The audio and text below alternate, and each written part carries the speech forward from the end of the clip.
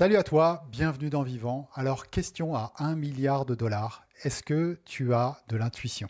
Est-ce que tu aurais ce truc si spécial qui te permettrait de prendre des décisions sans faire des fichiers Excel, des plus, des moins, des analyses méga rotatives et surtout qui te permettrait d'avoir la bonne décision de faire ce qui est juste pour toi? Est-ce que même cette intuition-là existe ou est-ce que c'est un truc que notre cerveau, notre corps fait à l'insu de notre plein gré et sur lesquels on va mettre un peu de mysticisme? Eh bien, c'est tout ça que j'ai envie de te partager dans cet épisode.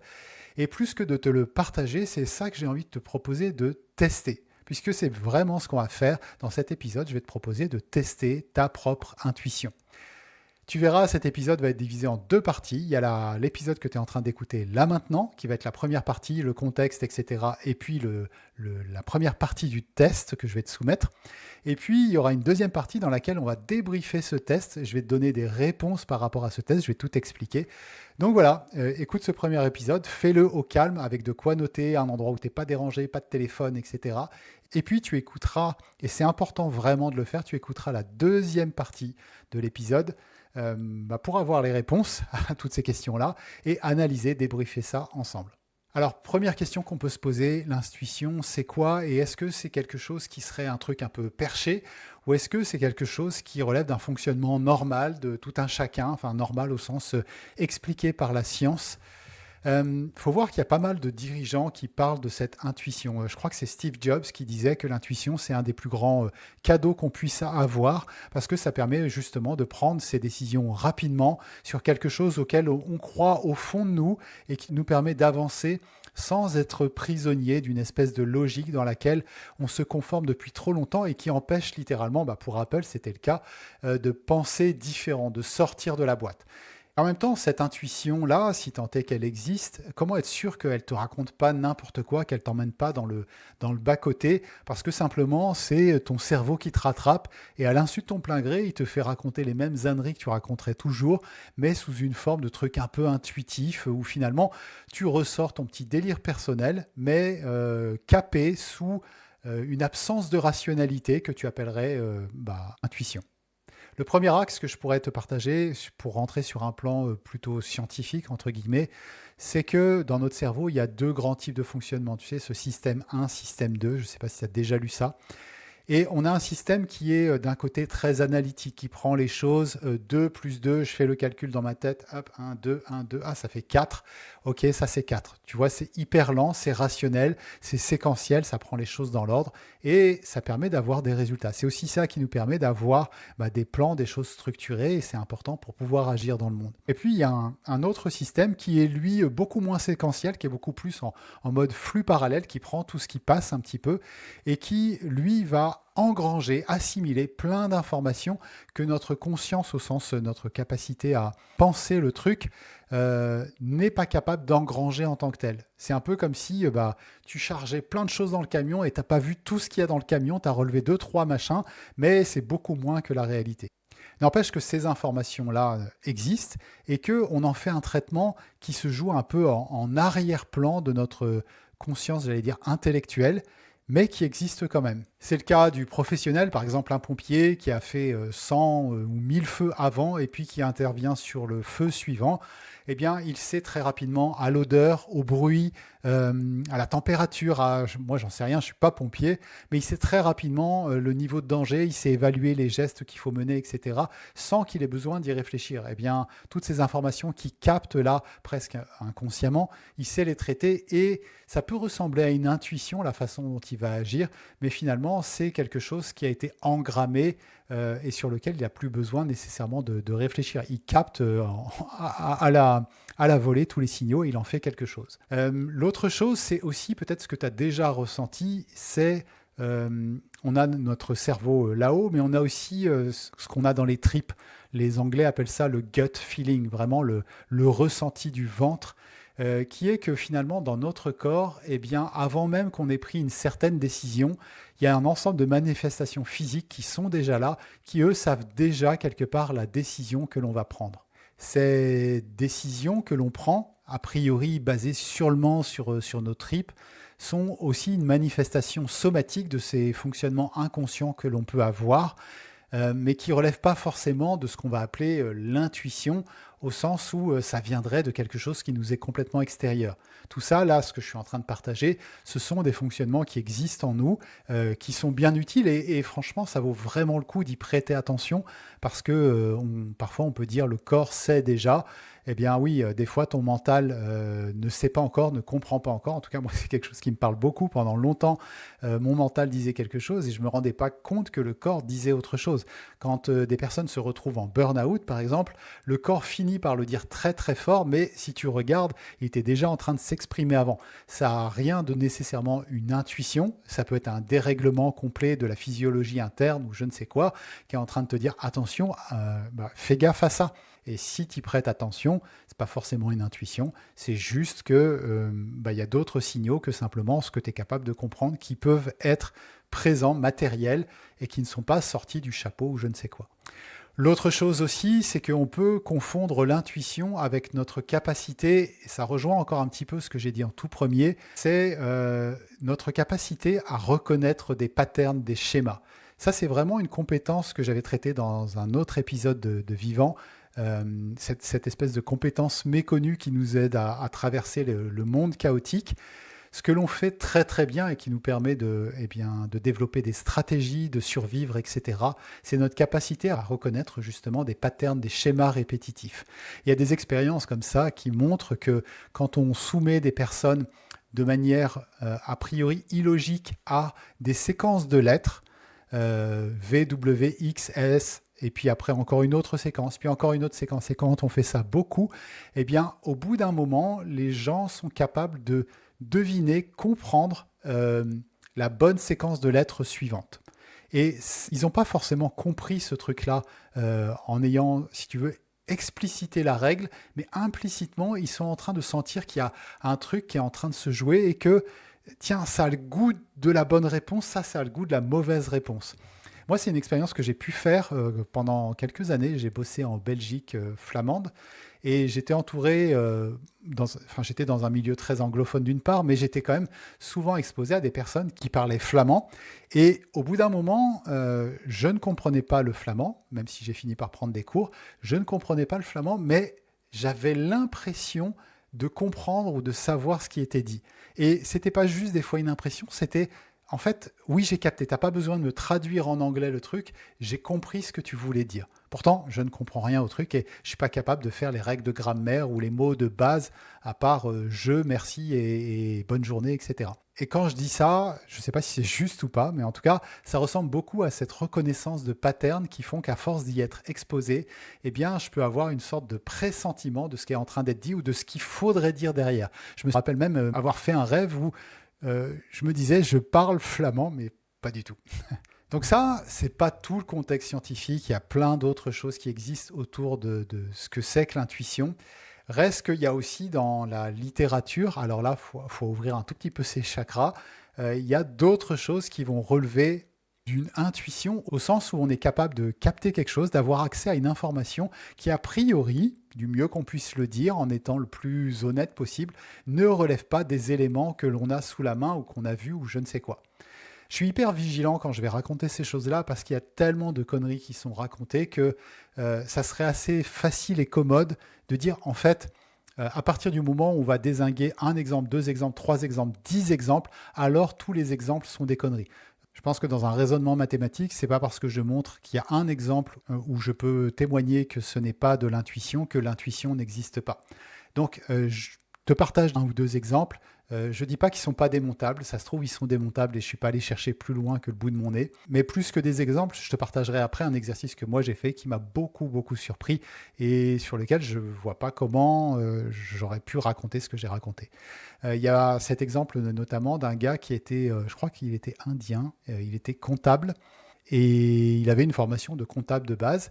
Et sans savoir ni comment ni pourquoi, eh bien, il s'est mis à écrire, à retranscrire plutôt des choses qu'il voyait dans ses rêves, des formulations mathématiques compliquées qui dépassent de très loin son propre niveau de compétence, mais visiblement qui dépassait de très loin aussi le niveau de compétence de la plupart des mathématiciens. Et ce qu'il a ramené a été étudié, puis un jour démontré comme vrai alors qu'il y a un gap qui est énorme. Et des choses comme ça qui sont reportées, il y en a plein, plein, plein. Sûrement 95% de conneries, mais peut-être 5% de pépites. Reste qu'une fois qu'on a partagé tout ça sur ces approches dites scientifiques, et il y en a tellement plus que ça que je n'ai pas cité et je ne suis pas capable de les citer, c'est pas parce qu'on a plusieurs séries d'explications que l'intuition au sens je capte une information auquel a priori je n'ai absolument pas accès et j'en fais une décision ou j'en fais une verbalisation, que ça n'existe pas. Et je ne vais pas rentrer dans cette logique de te partager plein d'exemples que ça se trouve tu pourras démonter ou que quelqu'un a démonté, mais je vais te partager un exercice juste après qui est quelque chose que moi j'ai fait et qui m'a largement surpris et bah, tu vas pouvoir tester par toi-même, tu verras ce qu'il en ressort. Une fois que je t'ai dit ça, ce que je suis en train de te raconter là démontre probablement 95%, 98% des cas d'intuition présupposée dans notre petit quotidien. Mais c'est pas parce qu'on dit ça et c'est pas parce qu'on progresse tous les jours qu'il n'existe absolument pas la possibilité qu'il y ait une intuition qui vienne connecter quelque part des informations qui existent ailleurs que dans ma petite tête ou dans ce que mes oreilles, mes sens, etc. peuvent capter. Pour avoir fait, moi, des exercices dans ce genre de petits jeux, j'avoue que j'ai pu être extrêmement surpris par ce que j'ai découvert, mais aussi ce que d'autres ont pu réaliser. Et il existe, je te laisserai aller fouiller sur YouTube, etc., ou sur ChatGPT, il y a une foultitude de situations qui ont été reportées de manière a priori qui tiennent la route, jusqu'à temps qu'elles soient démontées peut-être, qui sont pour le moins surprenantes. Donc là, ce que j'ai envie de t'inviter à faire, c'est de laisser un petit espace pour te dire et si on pouvait se faire surprendre. Et je vais te proposer un exercice pour justement aller confronter ta propre intuition à la réalité. C'est aussi une autre façon de faire les choses, c'est que peut-être que toi, tu te dis, mais non, mais moi, j'ai de l'intuition, je sais des vies, je sens, j'ai un feeling, j'ai un truc. Eh bien, allons-y, jouons ensemble, testons-le et voyons ce qu'il en ressort. Alors, avant de démarrer la pratique, vraiment, je vais te partager ce test. Je t'invite à te mettre en mode zéro notification, zéro appel, vraiment être tranquille. Il y en a pour une dizaine de minutes à peu près. De prendre de quoi écrire, de quoi noter, vraiment une grande page blanche sur laquelle tu vas pouvoir gribouiller, faire tout ce que tu as envie de faire, prendre des notes à la volée et que ça se passe dans un endroit qui soit vraiment au calme, que tu sois tranquille, peinard. Une fois que je t'ai dit ça, eh bien, je vais te partager un chiffre, plutôt un nombre, un numéro sur lequel tu vas pouvoir t'accrocher. Derrière ce nombre-là, eh bien, il existe un personnage connu de tous. C'est sûr tu le connais, je le connais, etc. C'est normal, c'est moi qui fais l'exercice, tu vas me dire. Et le but du jeu, ça va pas être nécessairement de deviner qui est cette personne-là, parce que c'est hyper difficile, mais de saisir des éléments caractéristiques de cette personne-là. Qu'est-ce que tu vas ressentir, percevoir, entre guillemets, de cette personne-là qui pourrait contribuer à la décrire? Peut-être que tu auras un flash incroyable et tu vas te dire, mais Davy, j'ai capté, c'est telle personne. Très bien, mais ce n'est pas le but du tout. Le but, c'est d'amasser des indices, des caractéristiques pour, à la fin, que tu puisses confronter ces caractéristiques avec la réalité de la personne qui va se cacher derrière le numéro que je vais te partager. Donc voilà, n'essaye pas de deviner la personne qui se cache derrière ce numéro-là directement. Laisse simplement venir à toi sans aucun filtre, ou le moins possible, le mieux que tu peux faire, tous les éléments qui seront là et qui viennent dans ta tête. Que ça soit des conneries ou pas des conneries, on s'en fout complètement. Tu notes, tu notes, tu notes, tu dessines, tu fais tout ce que tu veux, mais tu le retranscris et tu fais en sorte que ça ne reste pas dans un coin de ta tête. Donc, juste avant de démarrer, tu fais pause, tu te mets confort. Une fois que c'est bon, tu redémarres cette vidéo. Et puis, c'est parti. Je t'invite à ne pas trop regarder l'écran, à juste écouter avec idéalement un casque. Et on va démarrer. Donc, la première chose qu'on va faire ensemble, c'est prendre un temps pour te relaxer, revenir ici et maintenant. Et pour ça, je vais te proposer de prendre 3 grandes inspirations puis expirations en allant chercher le plus bas possible dans le ventre, en dessous du nombril et sentir le mouvement de l'abdomen qui se gonfle à l'inspiration et qui se relâche à l'expiration.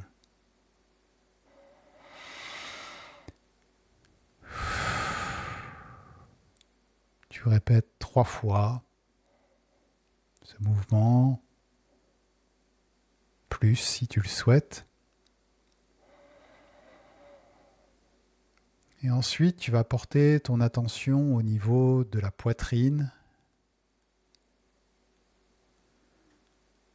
Et simplement, en revenant à une respiration normale,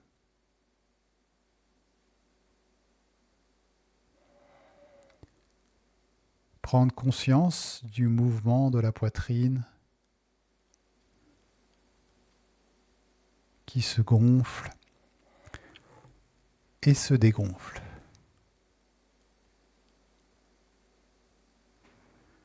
Tu peux peut-être sentir le mouvement du plexus.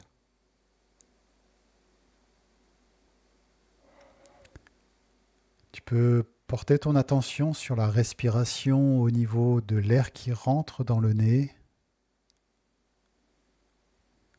l'air frais et l'air un peu plus tiède qui ressort du nez à l'expire.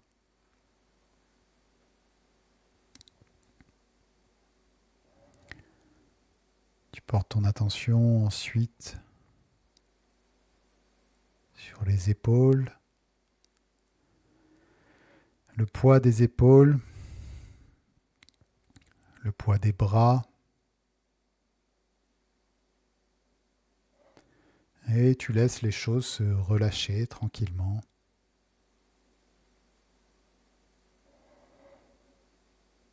Tu portes ton attention au niveau de l'assise.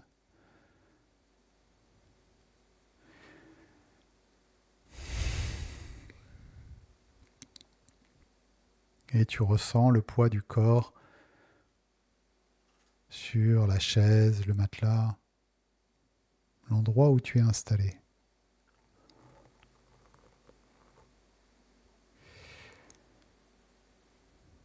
Et enfin, tu portes ton attention au niveau des pieds.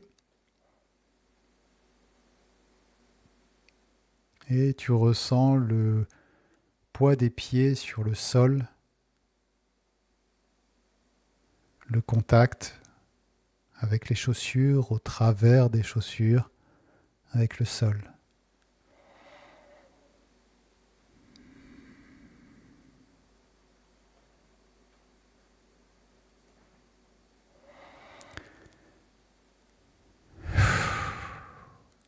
Voilà, maintenant que tu es relâché, détendu, eh bien, je vais t'inviter à te focaliser sur le numéro 127.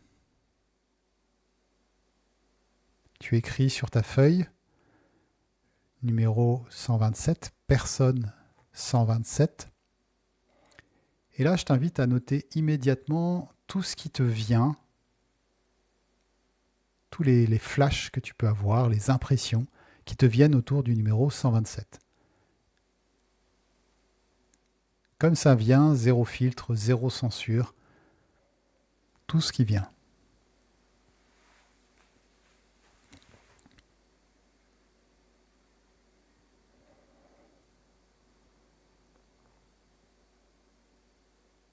Si tu as besoin, tu peux faire pause sur cette vidéo.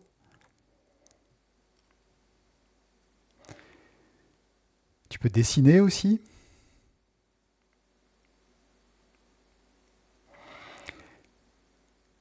Et une fois que ça c'est fait, eh bien, je vais t'inviter à laisser venir à toi tes impressions quant au caractère de cette personne.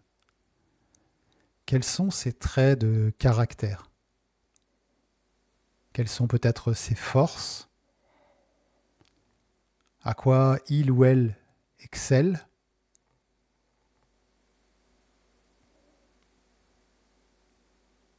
Quels sont ses défauts? Là où il est en difficulté?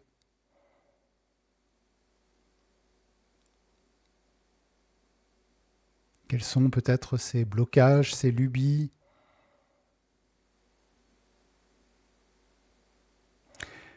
Quelles sont les causes ou les choses que cette personne croit ou veut défendre?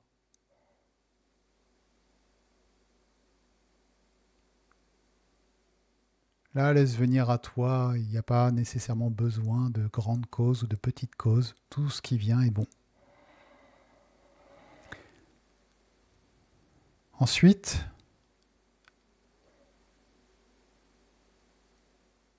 Quelle est l'apparence physique de cette personne? Quelle est sa silhouette? Qu'est-ce que ça dégage pour toi, cette silhouette? Quelle impression ça te renvoie?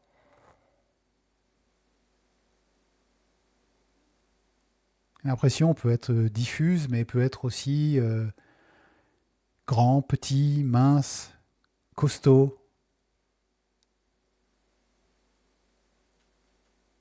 masculin, féminin, peu importe. Comment est-ce qu'il est habillé? Qu'est-ce qu'elle porte?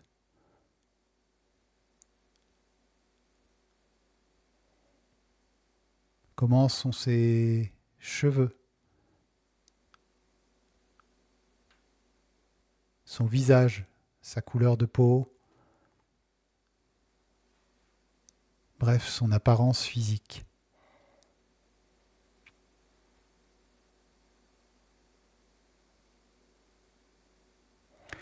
Ensuite, quel est son environnement? Les lieux qu'il fréquente ou qu'il a fréquentés, les lieux où on l'a connu. Quel est son milieu social?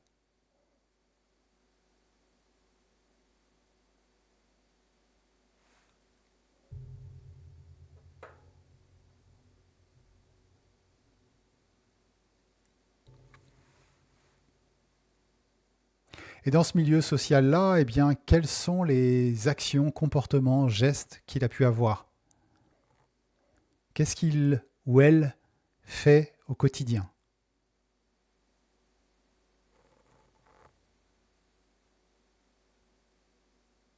À quel rythme? Lent, rapide, frénétique, mesuré, équilibré, variable? Et pourquoi il ou elle fait ce qu'elle fait? C'est quoi son intention?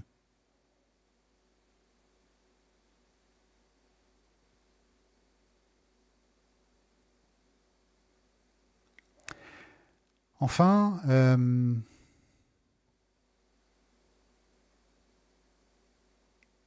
dans sa face moins publique, au sens où moins visible, quel est ou serait son comportement avec ses proches? C'est quoi ses goûts? Qu'est-ce qu'il ou elle affectionne particulièrement? Loin des regards.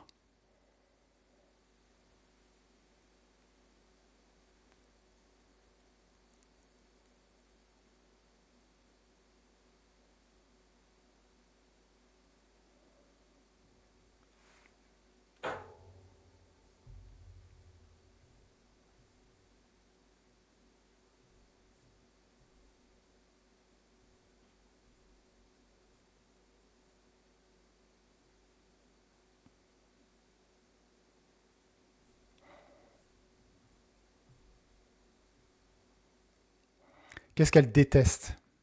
Quelles sont les choses que vraiment elle horripile?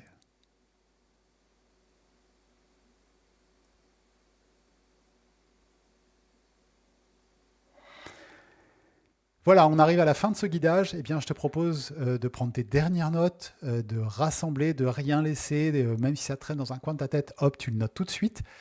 Et puis après, eh bien, tu lèves le crayon, tu t'arrêtes là. C'est terminé pour aujourd'hui. Si tu as envie, tu peux jeter un coup d'œil et voir s'il y a un nom ou quelque chose qui te vient, il y a quelque chose qui se dégage de tout ce que tu viens de faire. Et puis, si tu es chaud, eh bien, tu mets en commentaire de cet épisode-là le nom ou les traits caractéristiques de la personne que tu as identifiée. Enfin, si tu as aimé cet épisode et si tu as envie de jouer avec un binôme au petit jeu que je suis en train de te proposer, eh bien, partage cet épisode à une ou deux ou voire trois personnes. Et quant à moi, eh bien, je te donne rendez-vous dans l'épisode suivant. Donc, on se retrouve dans le prochain épisode de Vivant. Ne loupe pas. Je vais te partager qui est derrière ce numéro-là, mais je vais aussi te partager les expériences de groupe que j'ai pu mener et ce que ça révèle sur l'intuition, en tout cas ce qu'on appelle être l'intuition. Allez, je te donne rendez-vous dans le prochain épisode. Ciao, ciao.